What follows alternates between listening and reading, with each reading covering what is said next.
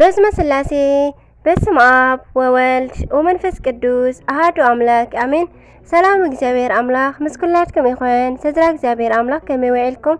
ኣነ እግዚአብሔር ይመስገን። ክብሪ ይስፋሕ መድኃኔዓለም ኣቦይ ጽቡቕ ውዒለ አሜን። ስንክሳር ዘወርሃ ጥቅምቲ ዕለት 10 ናይ ወርሒ ጥቅምቲ 10 ዝንበብ ዝጽለ ስንክሳር ዝሰምዕ ዘንብብ ፍቕሪ ጎይታ ኣብ ልቡ ይዕንብብ ሓለዋን ጸሎትን ናይ ቅዱሳንና ድማ ይረክብ። ዝክረ ጻድቅ ለዓለም ይህሉ ዝኽሪ ናይ ጻድቅ ንዓለም እዩ ዝነብር። ካብ ኩሉ ክፍኡ ዘበለ ክድሕኑ ንቅዱሳን ተማሕፀኑ አሜን። በዚ ሎማዓንቲ ወርሓዊ በዓል ቅዱስ መስቀል እዩ። ቅዱስ እግዚአብሔር አምላኽና በታ ብደሙ ቀልሙነት ጽሒፉ ሓጢአት ዓለም ዘርሓቀልና ቅዱስ መስቀሉ ይባርኸና። በረኸት ቅዱስ መስቀል ምስ ኩላትና ይውዓል ይኹን አሜን። ገላትያ ምዕራፍ 6 ፍቕዲ 15 ከምዚ ይብለና በቲ መስቀል ጎይታና ኢየሱስ ክርስቶስ ዓለም ብእኡ ንዓይ እንተሰቕለት ኣነውን ንዓ በኣኣ ንዓለም እተሰቐልኩ እንተዘይኮይነስ ትምክሕቲ ዘበለ ካባይ ይርሓቕ አሜን። በረኸት ቸርነት ናይ ጎይታናን ኣምላኽናን መድሓኒናን ኢየሱስ ክርስቶስ ምስ ኩላትና ይውዓል ብመስቀል ድማ ይሕፀረና አሜን። በስመ አብ ወወልድ ወመንፈስ ቅዱስ አሐዱ አምላክ አሜን። ጥቅምቲ 10 ዝንበብ ስንክሳር ቅዱስ ሰርጊስ ብሰማዕትነት ዓረፈ። ቅዱስ ሰርጊስን መሓዝኡ ቅዱስ ባኮስን ኣብ ውሽጢ ግዝኣት ንጉስ መክሲምያኖስ ን284 ክሳብ 305 ናይ ሓይሊ ጾር ላዕለዋይ በዓል ስልጣናት ነበሩ። ንጉስ ከሓዲ እዩ ነይሩ።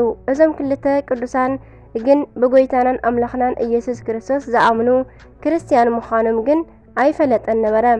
እምነት ናይቲ ንጉስ ዝኽተሉ ክፉኣት ከይዶም ግን ንንጉስ መክሲምያኖስ ዝሸምካዮም ንሰርጊስን ንባኮስን ብናትካ ኣማልኽቲ ዘይኣምኑ እዮም ኢሎም ነገርዎ እሞ እዞም ክልተ ቅዱሳን ድማ ክርስቲያን ብምዃኖም ተወንጅሎም ኣብ ቅድሚ ንጉስ ቀረቡ።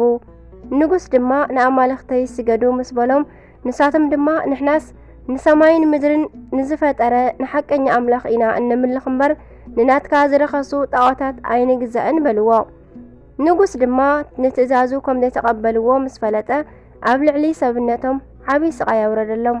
ሰብነቶምን ክሳዶምን ብሰንሰለት ኣሲሩ ኣብ ኩሉ ከተማ እናገረፈ ኣዘሮም። ንጽባሒቱ ድማ ንኣማልኽቱ መታን ክሰግዱ ደጊሙ ኣዘዞም። ንሳቶም ግን ፈጺሞም ኣይተቐበልዎን። ድሕሪዚ ኣሳቕዩ ክቐትሎም ናብ ምብራቃዊ ናብ ናይ ሶርያ ገዛኢ ናብ አንጢያኮስ ለኣኾም። ንጉስ አንጢያኮስ ድማ መጀመርያ ነቲ ስልጣን ዝረኸቦ በዞም ክልተ ቅዱሳን ስለ ዝነበረ ሕጂ ብምስዳድ ናብኡ ኣብ ዝመፁ ጊዜ ኦ ረዳእተይ ዝኾንኩም ኣቦታተይ ኣነስ ኣብ ልዕለይኹም ሓንቲ ክፉእ ነገር ክገብር ኣይደልን እየ። ነገር ግን ንናይ ንጉስ ትእዛዝ ብምቕባል ንምንታይ ብሂወት ኣይትነብሩን ዘይትነብሩ? ንትእዛዙ ኸ ንምንታይ ስለምንታይ ዘይትተሓላለፉ ዘይትሰምዕዎ በሎም። ቅዱሳን ዝኾኑ ሰርጊስን ዓርኩ ባኮስን ግን ንዓና ህይወትና ክርስቶስ እዩ ስለ ስሙ ኢልና እውን ወላ እንተሞትና ግን መትረፊ መንገድና እዩ በልዎ። ኣብታ ጊዜ ድማ ንጉስ አንጢያኮስ ሓሪቑ ንቅዱስ ሰርጊስ ኣሰሮ። ንቅዱስ ባኮስ ግን ጽኑዕ ማህረምቲ ምስ ኣህረሞ ኣብ ክሳዱ ከቢድ እምኒ አንጠልጢሉ ኣብ ውሽጢ ሩባ ኤፍራጦስ ደርበዮ። እዚ ሰማዕት ኣቦና ድማ ንቅድስቲ ነፍሱ ንእግዚአብሔር ኣሕሊፉ ሃበ። በረኸት ይሕደረና። እግዚአብሔር ኣምላኽ ንናይ ቅዱስ ባኮስ ስግኡ ሓልዩ ናብ ወደብ ኣብጽሖ። ኣብ ቀረባ እቲ ወደብ ድማ ብገድሊ ተጸሚዶም ዝነበሩ ማማን ባባን ዝበሃሉ ክልተ ባሕታውያን ነበሩ እሞ እግዚአብሔር ንመልኣኹ ናብኣቶም ልኢኹ ከይዶም ንናይ ቅዱስ ባኮስ ስጋ ናብ በዓቶም ክወስድዎ ኣዘዞም። እቶም ባሕታውያን ድማ ከምቲ ዝተኣዘዝዎ ከይዶም ንናይ ቅዱስ ባኮስ ስጋ ኣናብስትን ተኳልን ለይትን መዓልትን እናሓለውዎ ረኸብዎም። እዞም ኣራዊትን እንስሳታትን ብዘይካ ስጋ ሰብ እኳ ካልእ ዘይምገቡ ክኾኑ ከለዉ ግን ነገር ግን ናይ ቅዱስ ባኮስ ስጋ ሓደ መዓልትን ለይትን ክሕልዎ ጸንሑ ብትእዛዝ እግዚአብሔር ማለት ክብሪ ይኹን ለመድኃኔዓለም። እቶም ባሕታውያን ድማ ንናይ ቅዱስ ባኮስ ስጋ ወሲዶም ብዓብይ ክብሪ ኣብ በዓቶም ቀሚጦም ቀበርዎ። ንቅዱስ ሰርጊስ ግን ንጉስ ኣብ ውሽጢ እስር ቤት ምስ ኣሰሮ ንኣጋሩ ብናይ ሓፂን ሽንካራት ሸንኪሮም ብኣፍራስ እንዳጎተቱ ሩጻተ ናብ ዝበሃል ሃገር ወሰድዎ ኣብኡ ኣምሳብ ጽሕዎ ድማ ግዜ ድማ ብዙሕ መሳሰቃይዎ ክሳዱ ብሰይፍ ቆሪጾም ምእንቲ ክቐትልዎ ንጉስ ትእዛዝ ኣተሓላለፈ እሞ ንናይ ቅዱስ ሰርጊስ ኣእጋር ብሸንካር ሸንኪሮም ኣብ ኣፍራሶም ኣሲሮም ክወስድዎ ከለዉ ደሙ ኣብ ልዕሊ መሬት ከም ማይ ይፈስስ ነበረ። ኣብ መንገዲ ድማ ሓንቲ ድንግል ጎርዞ ንቅዱስ ሰርጊስ ምስ ረኸበቶ ማይ ኣስተየቶ። እዚ ቅዱስ ድማ ንስጋይ ምእንቲ ክትወስዲ ክሳብ ሩጻተ ተኸተልኒ በላ እሞ ተኸተለቶ። ናይ ንጉስ ጭፍራታት ከም ዝተኣዘዝዎ ሩጻተ ኣብ ዝበሃል ሃገር ምስ በጽሑ ንቅዱስ ሰርጊስ ብዙሕ ምስ ኣሰቃይዎ ኣብ መወዳእታ በዛ ዕለት ጥቅምቲ ዕለት 10 ክሳዱ ብሰይፍ ቆረጽዎ እሞ ናይ ሰማዕትነቱ ፍጻሜ ኮነ። እታ ጎርዞ ድማ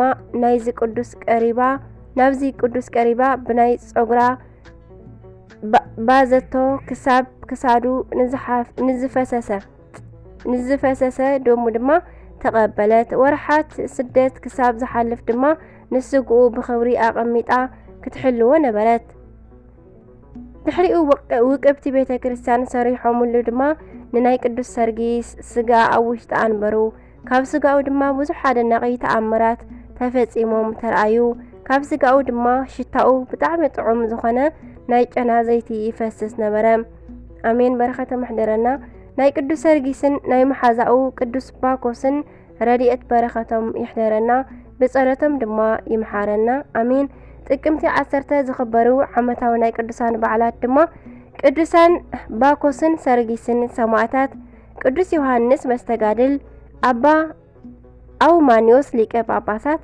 ወርሓዊ በዓላት ድማ ቅዱስ ናትናኤል፣ ቅዱስ ናትናኤል ሐዋርያ፣ ቅዱስ ኒቆላዎስ ዘሃገረ ሜራ፣ አቡነ መልክዓ ክርስቶስ፣ ቅዱስ ያዕቆብ ሐዋርያ ወልደ እልፊዮስ፣ ቅድስት ኢለኒ ንግሥት፣ ታላቁ ወይ ከዓ ዓብይ ቅዱስ ቆስጠንጢኖስ፣ ቅዱስ ዕፀ መስቀል። አሜን። በረኸቶም ይሕደረና። አሜን። ስንክሳር ድሰምዕ ዘንብብ ፍቅሪ ጎይታ ኣብ ልቡ ይዕንብብ፣ ሓለዋን ጸሎትን ናይ ቅዱሳን ድማ ይረክብ። አሜን። ካባና ወባ ካብ ቃል ዘውደቅኮ ዘንጠብኮ ኩሉ በኣፈ ቅዱሳን ትጓሃን መላእክቲ ተኣረመለይ። አሜን ወአሜን ወሉ ኩሎም መላእክተ ሰማይ አቡነ ዘበሰማያት ይትቀደስ ስምከ ትምጻእ መንግሥትከ ወይኩን ፈቃድከ በከመ በሰማይ ከማሁ በምድር ሲሳየነ ዘለለ ዕለትነ ሀበነ ዮም ህድግ ለነ አበሳነ ወጀጋየነ ከመ ንሕነኒ ንህድግ ለዘአበሰ ለነ ኢታብአነ እግዚኦ ውስተ መንሱት አላ ትነነ ወባልሃንም ኩሉ እኩይ እስመ ዚአከ ይእቲ መንግሥት ኃይል ወስብሐት ለዓለመ ዓለም አሜን። በሰላም ቅዱስ ገብርኤል መልአክ ኦ እግዝእትየ ማርያም ሰላም ለኪ ድንግል በህልናቺ ወድንግል በስጋቺ እመ እግዚአብሔር ጸባኦት ሰላም ለኪ ብሩክት አንቲ እምአንስት ወብሩክ ፍሬ ከርስኪ ተፈሲ ፍሲት ኦ ማርያም ምልዕተ ጸጋ ምልዕተ ውዳሴ ምልዕተ ኩሉ እግዚአብሔር ምስለኪ ሰአሊ ወጸሊ ምህረተ በእንቲአነ ሀበ ፍቅር ወልድኪ ኢየሱስ ክርስቶስ ከመ ይስረለነ ኃጣውኢነ ተማኅፀነ ብኪ ተማኅፀነ በክርስቲያንኪ አሜን። ወስብሐት ለእግዚአብሔር ወለወላዲቱ ድንግል ወለመስቀሉ ክቡር አሜን አሜን። ለይኩን